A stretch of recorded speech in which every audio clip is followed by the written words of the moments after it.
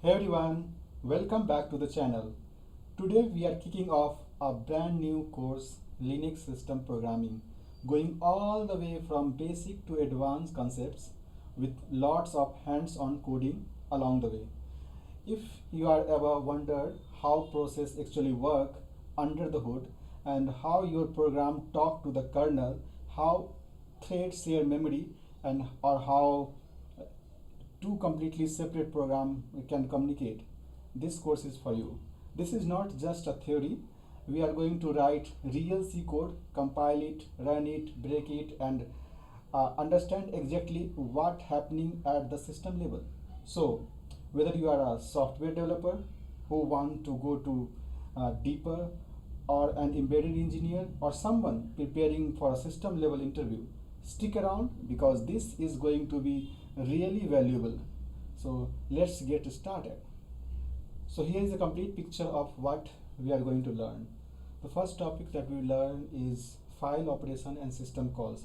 In this topic we will learn about how to open files, read and write data, and understand the difference between system calls and library functions, and this distinction is fundamental.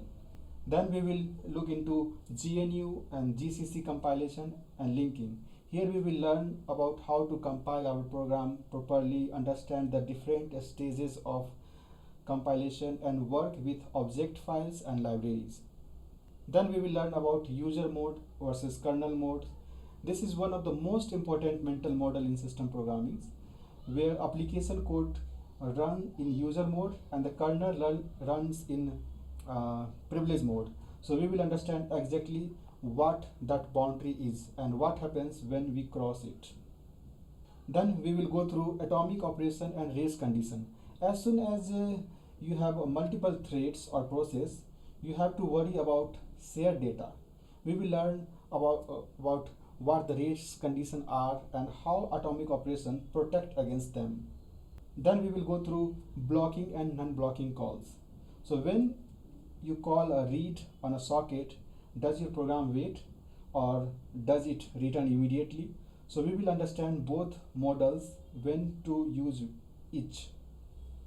Then we will go through memory management and virtual memory. So every process has its own view of memory. We will understand how the heap and stack and other segments work, and why virtual memory is one of the greatest ideas in the operating system. Then we will learn about POSIX thread and synchronization.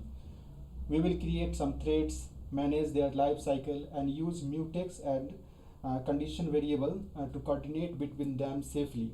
And finally, we will learn about inter-process communication. We will learn about various IPC mechanism like FIFO, pipes, message queue, and semaphore, and shared memory.